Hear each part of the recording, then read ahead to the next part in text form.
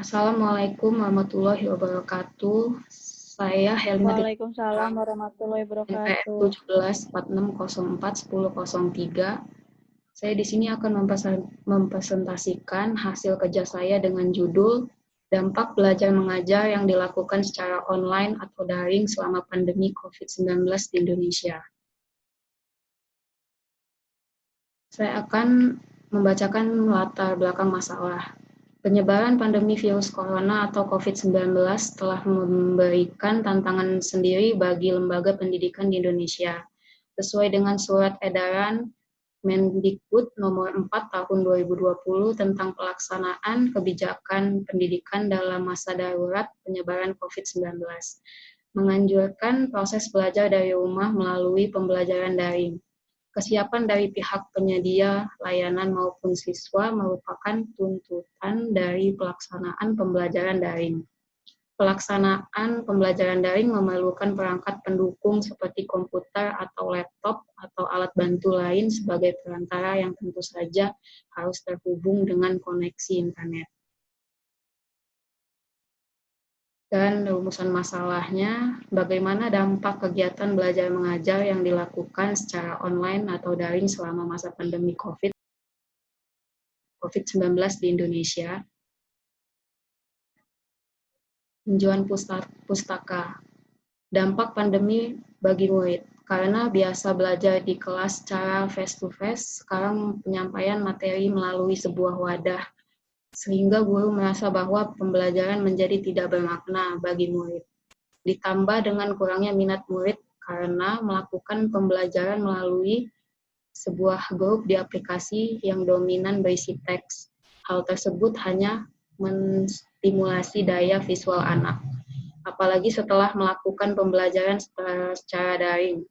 Anak-anak lebih banyak bermain handphone setelah pembelajaran. Ungkap orang tua yang menceritakan kepada responden. Dampak pandemi bagi guru. Dalam temuan lain dari kasus pelaksanaan pembelajaran online adalah guru merasa bingung dan merasa responnya yang diharapkan tidak pasti.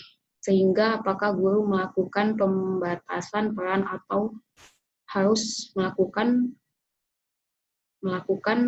perluasan peran secara online.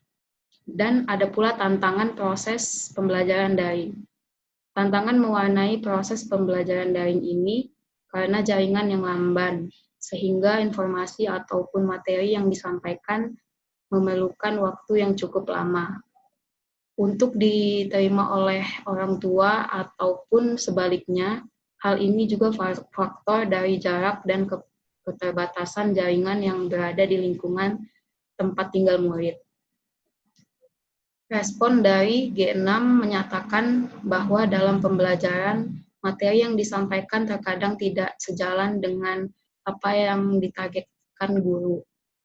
Dan G7 menambahkan bahwa dalam pengumpulan tugas pun kewalahan memberikan jangka waktu karena berbagai alasan yang diberikan oleh murid. Nah, ada pun metode penelitian, yaitu penelitian ini menggunakan metode deskriptif dengan pendekatan fenomenologi dan seseorang peneliti kualitatif yang menerapkan sudut pandang ini berusaha menginterpretasikan kejadian sosial dengan sudut pandang.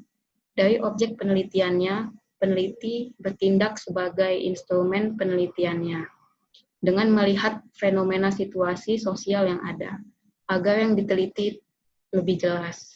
Penelitian ini didasari apa yang telah menjadi fenomena di masa COVID-19 yang tentunya relevan dan situasi yang ada di Indonesia saat ini.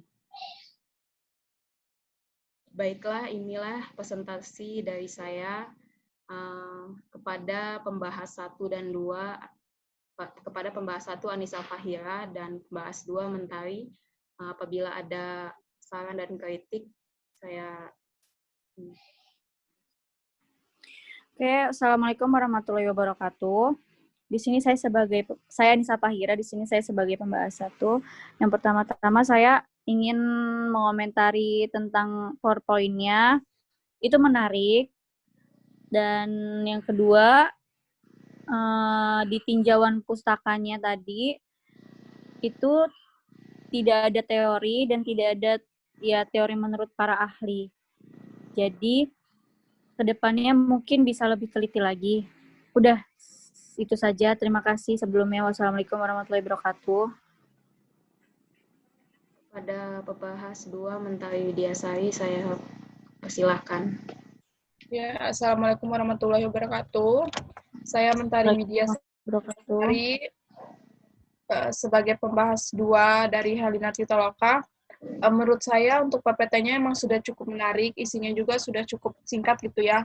Cuman untuk latar belakang menurut saya terlalu singkat gitu, jadi bisa ditambahin gitu dari jurnal-jurnal lain gitu. Jadi agak lebih bisa dipahami gitu. Mungkin itu aja sih. Terima kasih. Wassalamualaikum warahmatullahi wabarakatuh. Baik, terima kasih atas saran dan kritiknya. Saya ucapkan terima kasih. Wassalamualaikum warahmatullahi wabarakatuh. Waalaikumsalam warahmatullahi wabarakatuh.